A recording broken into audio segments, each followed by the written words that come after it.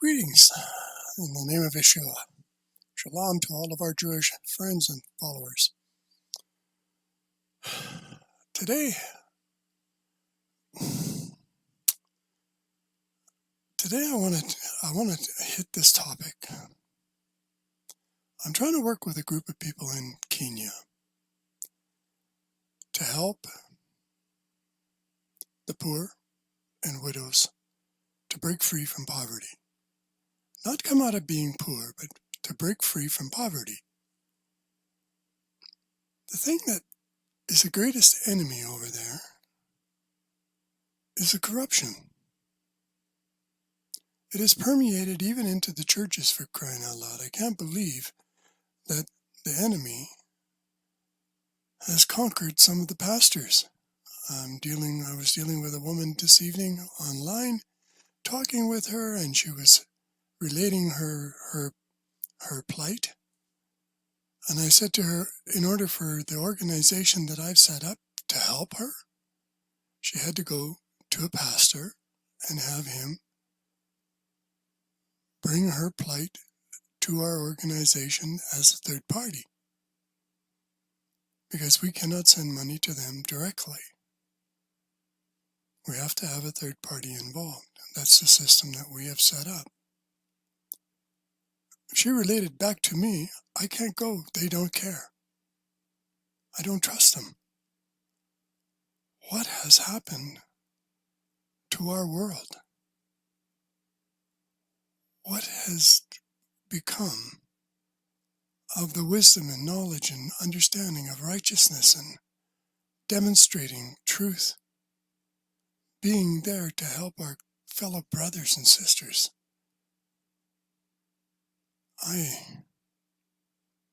Over the last few days, have become very delusioned in what is going on, and I've been in prayer and meditation with the Lord for about 4 hours today.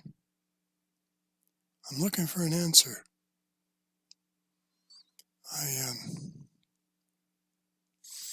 What I'm hearing from him, what I'm hearing from the Lord is how to conquer evil. And that's not an easy task,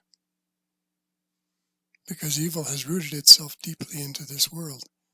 And in some cases, I don't think you can conquer it in some of the people that you're dealing with, because they've become so permeated with it that it has become them rather than they doing it. The evil has become who they are. They know nothing else. It's really sad what I'm witnessing and what I'm having to be a part of. I guess in this country, in this part of the world, we're sheltered. We have corruption here. I know, corruption is worldly. It's around the world. But it's beginning to show its ugliness in some of the aspects of our government and some of the things that are occurring socially and in our society. But not to the point of where we don't trust our spiritual leaders, at least not all of them. Some of them I wouldn't tithe that wooden nickel to, because of where they walk and how they walk.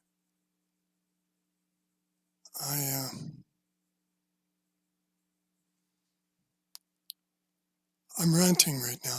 I actually inside I'm raging. I'm very, very upset. I didn't think that I would ever live in an age where I would see people calling themselves good and not having a heart for their neighbor. People calling themselves good and have the ability to walk by someone who is in distress. It's just beyond me.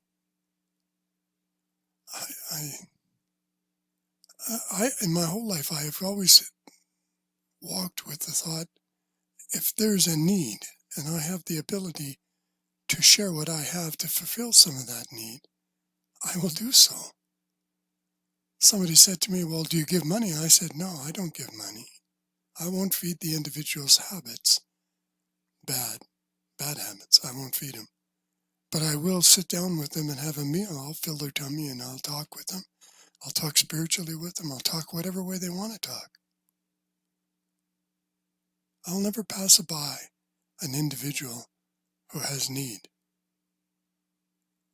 I had a gentleman that was standing out in the cold by a McDonald's when I was driving through the drive-thru to pick up some coffee and some other goodies. And I saw him at the end of the road, at the end of the driveway. And what he was doing was panhandling anyone who would stop. And he would ask for change. Now, the staff wouldn't let him go inside, and it was like -30 out there with a wind. So I backed up. There was nobody behind me, so I backed up and I ordered a coffee for him, and I got cream and sugar in it for him. And then I got him to get in the car, and we went and parked in the parking lot and sat there and let him warm up. Finish his coffee and warm up in the car. And he was smart enough to realize that he only needed to stay for so long because he didn't want to get heated because he had to go back out into the cold. But he stayed just long enough to finish his coffee and long enough to say thank you and God bless. And to be warm, but not heated, just warm, to get the cold off of him. I couldn't see him standing in the cold without offering to give him a warm place to sit. It isn't in my nature. It isn't in my heart. I guess it's because the spirit that God has given me. And I'm trying the hardest that I know to awaken that spirit in people. To recognize that they have taken on a spirit of selfishness. Self is more important than anything. We've set the second commandment aside. Do unto your neighbor as you would do unto yourself. Why? How come? What is it that has drawn us as believers away from truth, away from righteousness, away from being an image of God? Jesus would never, ever walk past somebody in need. I could never see that. It's just beyond me to believe that people who claim to be believers can walk by a person in need.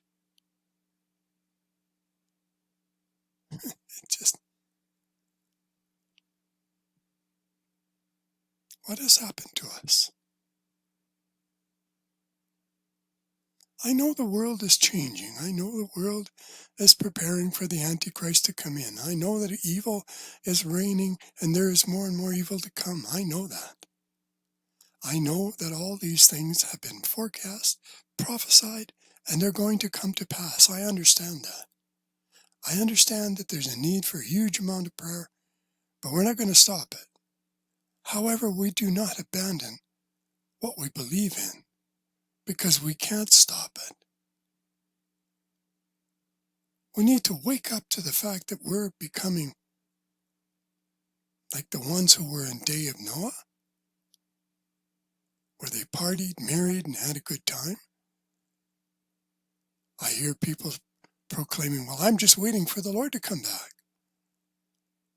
All right, but what are you doing to help those who are lost and need a hand to get out of the darkness and come to the Lord, so that when he does come back, they'll be ready for him too?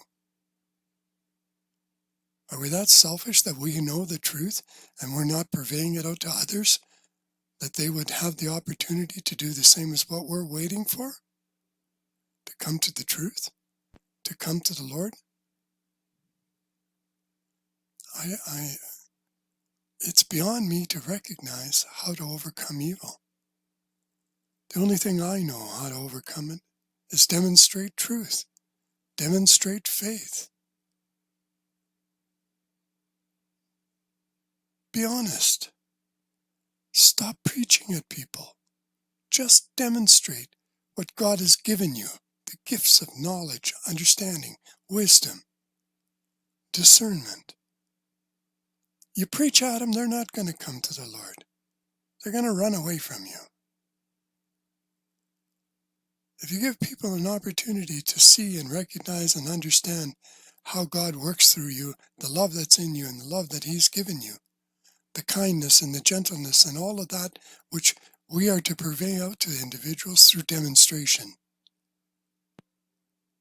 through being strong, willing, obedient, to do what God would have done, to do what Yeshua would have done. He took a lot of abuse. He took a lot of criticism. But He did it while He was helping people. He did it because He could help, and He wanted to. That's what I see lost. That's been lost in our society. That's been lost in our churches. That's been lost in our assemblies. And I hear people saying, oh yeah, but we're doing this and we're doing that and we have these projects and we're sending thousands of dollars over to different agencies in Africa and different poor countries, Pakistan, India, and different places. We're sending over missionaries to change them and have them come to the Lord. All fine and dandy. I don't see any results. If we can't demonstrate love in our own home, how do we demonstrate love to anyone who doesn't know what love is?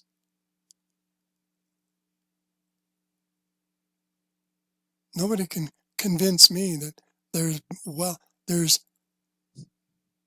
a lot of good being done in the world right now. I don't see it. I don't see it. I see a bunch of people running around like chickens with their heads cut off, fully fearful, fully in panic, and confused, not knowing where and what and who to go to. That's what I see. I see a whole bunch of people afraid of death. Bunch of nonsense happening, wearing masks that don't do anything other than hide a smile and a bad breath. Thinking that it's going to help.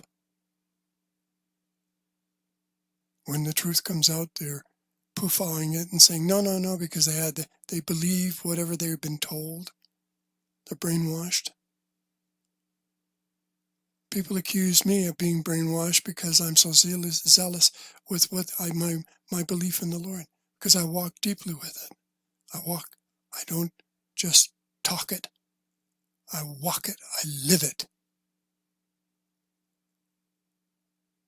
That's the problem with a lot of people, is they just talk it. They don't live it. And people in the world see that. They understand. They're not stupid. They understand. They see. They hear you talking, but they don't see you walking. They see a lot of different things online, all these fancy doodah things going out, but they don't see any sincerity in it. I've always said and maintained, I'll say it again, the Lord spoke a lot of words. Nobody came to salvation because of those words. He got their attention, and then when He had the attention, He held it, because now He demonstrated it. He made it come alive. And that's what I'm talking about right now. That's how we overcome evil. That's how we overcome corruption, is to speak the word and to live it. People are asking me how I am. My greeting to you, my return salutation to you is, I am great, because I am abiding in the Lord, and I have been placed in the hands of God's angels. What better place can you be? That's how good I am. And I do it because I believe it, because I live it, and because I know that that's exactly where I am. I feel the comforting. I know there is no fear in my life. There is no fear in our home. There is a peace. A peace has come over our home, and it's I don't know, it's hard to describe. It's very difficult to describe. I'm dealing with individuals who have nothing, and they're in a panic, and they're afraid because they don't have food. And I'm saying to them, where is your faith? Well, faith won't feed me. I said, yes, it does. It feeds me every day. It puts food on my table every day. I'm living proof that faith works. Faith is important. Without it, you have nothing. And if you can't trust that what God has said to you, He has promised us in the Scriptures, He has promised us in the Word, and I believe every word in the Bible is alive, and it is from God. And when He says something, He means it, and He's going to fulfill it. The mission I'm on right now, that's His mission, and He's sanctified it.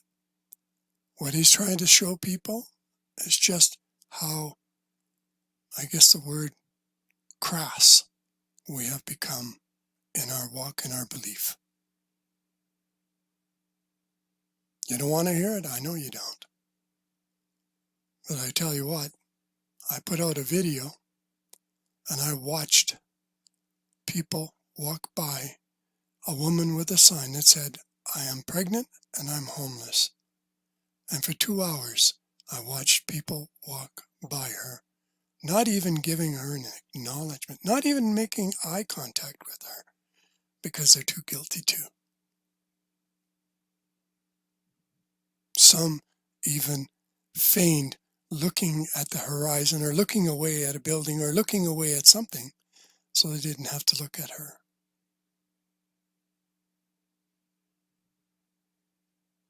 And then I put out a question and I got answers. Well, yeah, I would. And I said, well, then where's your action? Help me. Help, donate. Help me. Contribute. Help me. I don't keep anything. I send it over, the whole works. I send 100% of it overseas. I send it to Kenya, to a bishop that has had the same message as I have, and he's doing exactly the same thing I am. He's not taking anything. He's taking out of pocket, if anything. And we've helped a number of people, and we have a number of people who are wanting help. That's why I'm appealing. That's why I'm bringing this up. And it's the only way we're going to overcome. And here's the thing that I'm recognizing with this mission. This is what the Lord is showing me. Every garden that we put in for a widow is battle, is a victory against the corruption in the country. Evil breeds evil. Good brings goodness into the world. And goodness overpowers that evil. That's how you overcome it. One garden at a time, one goat at a time, or one flock of chickens at a time, one lamb or one sheep at a time. Those are demonstrations of the good that comes out of people being obedient unto the Lord. Now, here's an example. One of the pastors, that's a part of the network that we organized, had a group of widows come to him and ask him to help them organize themselves into an advocacy group. And they call themselves a Kenyan Network Widow Empowerment Group. And I like the word empowerment, because what it does and what I'm seeing and hearing, it's uplifting them. It's restoring self-esteem. It's giving them a purpose. It's giving them a desire to utilize their strength again, their will, and exercise it. But more than anything, it's a recognition of their faith. A recognition that in their faith they have recreated hope in their hearts and in their minds, and they're doing something about it. Now, there will be a group that will sit and pout for the rest of their lives that they're a widow, and reach out and hope that someone will put something in their hand, that they have something to feed themselves with.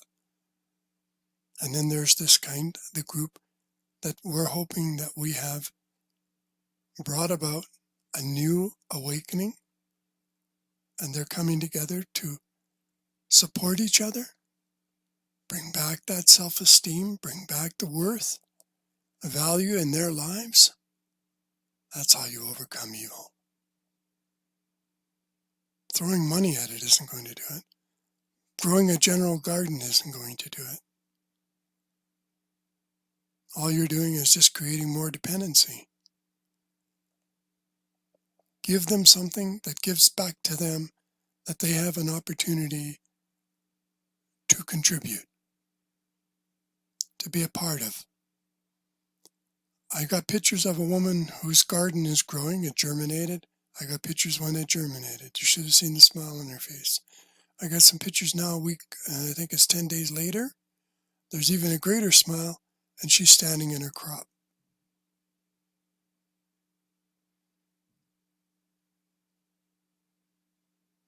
This was a woman that 3 weeks ago was distraught. She's also now had the strength and energy and the will to go out and gather firewood, stack it up at the end of her garden, and is now selling it to generate revenue for herself and her grandson. As her garden grows, she knows there's going to be food on her table. And now she's become even more entrepreneurial in order to create funds for herself now so she can put food on her table before the crop matures. That's the hope. That's the self-esteem. That's what I'm talking about. That is how you overcome evil. The evil that has permeated Kenya is deep and enrooted. And it's not just a few, it's multiple people. I talked about it, I didn't realize, but I'm beginning to see now just how deep and how pervasive it is.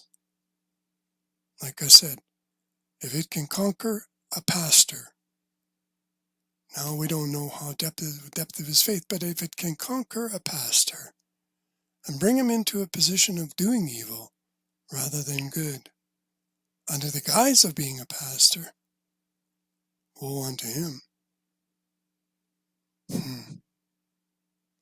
But at the same time, it's a sign of how far wickedness can go.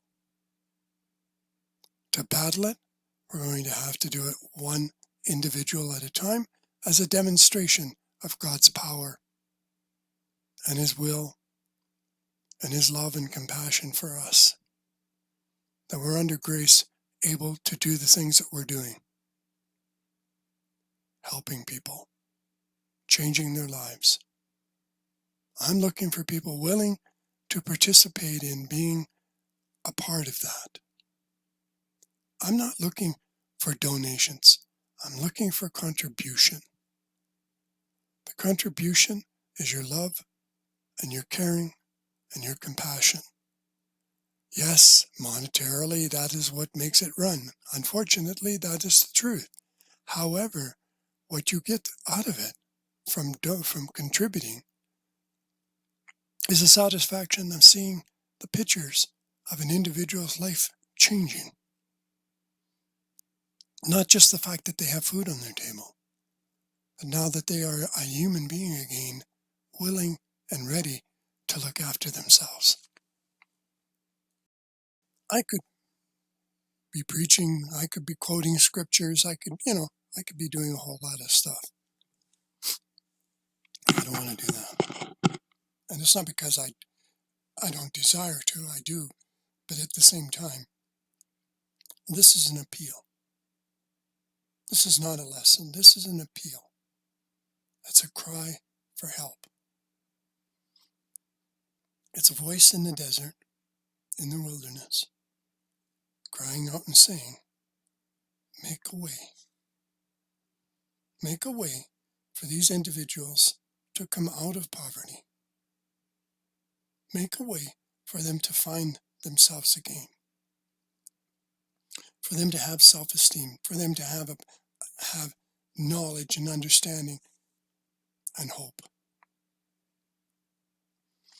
Showing the world that there is life within.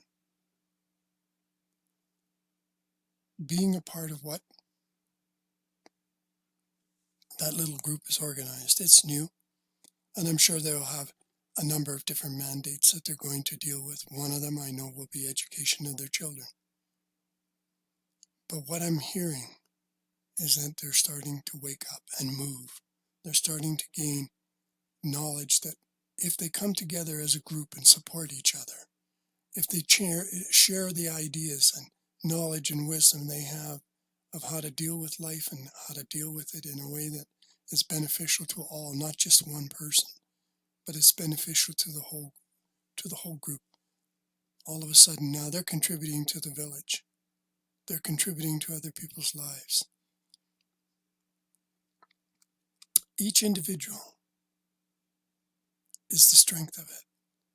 Each individual is, when I said the Lord spoke the words, he got the world's attention. When he made the words come alive, he had a whole bunch of sheep come back to the flock in salvation and eternal love and compassion and togetherness with him, with the family. You know, the world talks about the family being important. Well, I'm talking about our family as Christians, as believers. Remember, we defined that a believer, a true believer, is a distinct individual chosen by God to be a part of his family. And he's different. He isn't attached to the world. They aren't attached to the world. They're different. They think differently and they act differently. That's the key to being a part of a family, is that if you see a brethren, a kin, in trouble, in need, you deal with it. You help them. Many of these widows, many of the individuals that we're helping are believers. Some have fallen onto the wayside because of their hard times and because they believe in their hearts that nobody cares. And of course, if you're filled with despair and wonderment, wondering where your next meal is going to come from, it's very difficult to stand on faith. Faith is not an easy thing to work in our lives. I know, I deal with it every day. And yet it has become so simple, so easy of a way of life, that it has brought so much peace into my home. It has brought peace into my life that I have never felt before. A calm. I said I meditated and prayed for 4 hours today. And it was easy.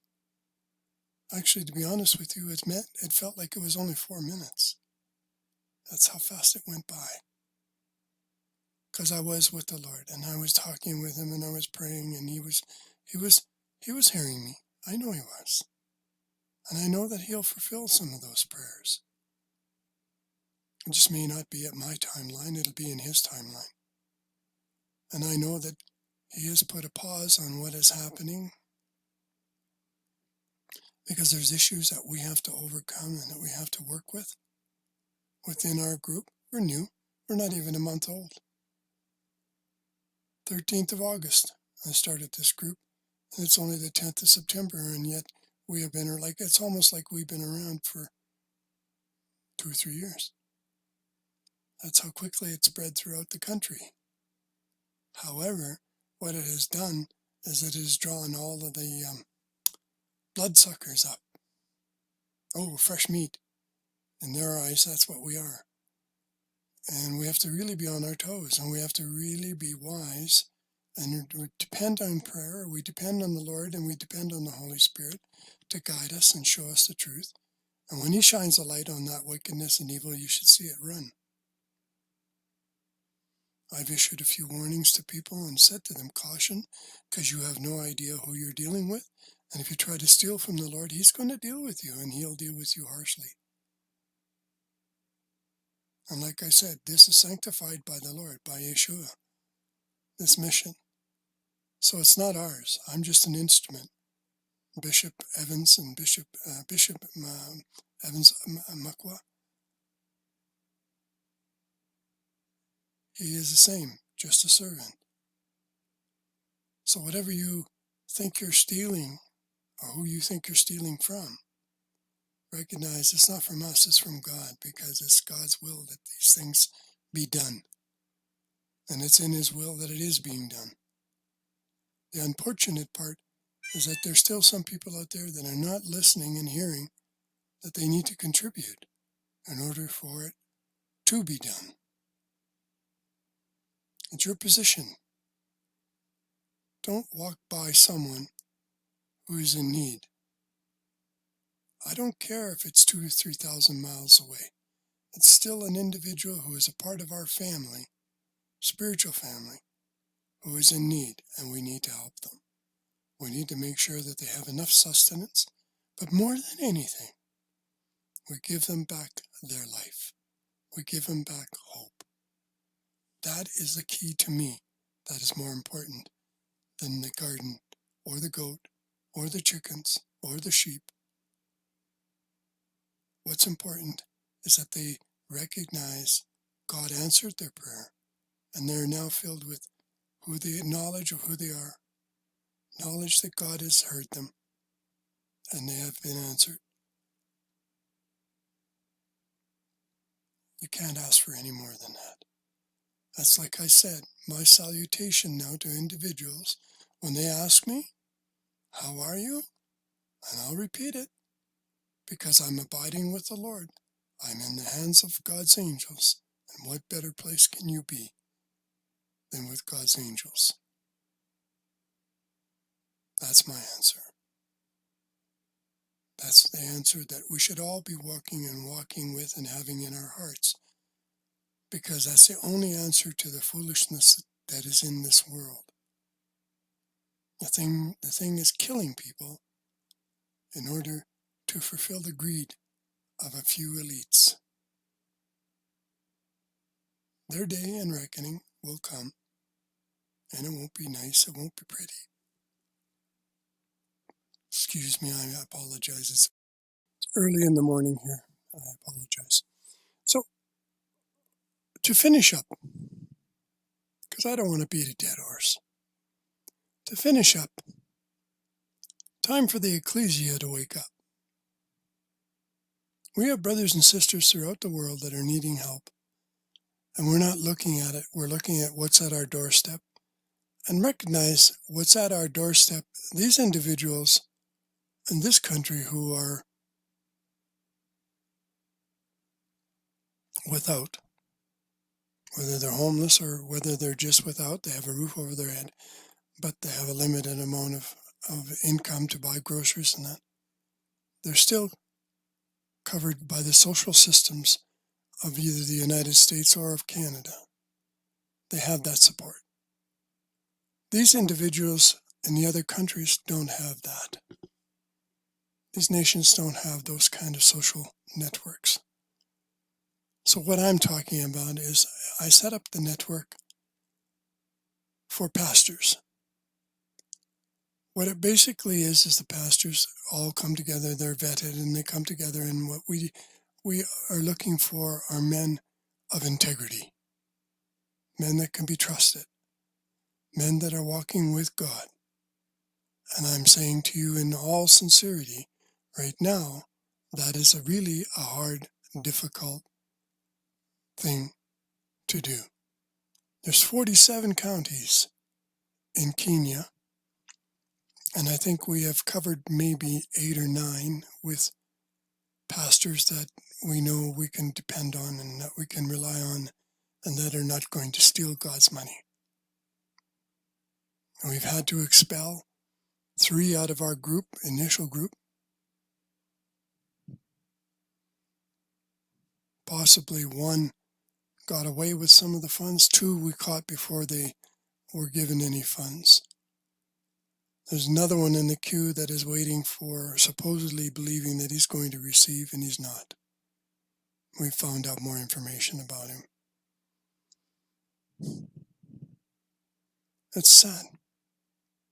It's really, really sad when people think that they can be so bold as to mock God and use his name for personal gain. That is just beyond my comprehension. But how do you overcome that evil? One garden at a time, one pastor at a time. And when we do the work that we're doing, we begin then to make things happen within the country, that there will be a revival of Christianity. It will come. One seed at a time, one garden at a time. Father, I pray that you hear my prayers. Give us strength and determination. Open the eyes and the ears and the hearts of those in the world, Father, who are walking with you, that they may contribute and become an instrument of your work within this country. This I pray and ask you, Father, in your name, in the name of Yeshua. Amen.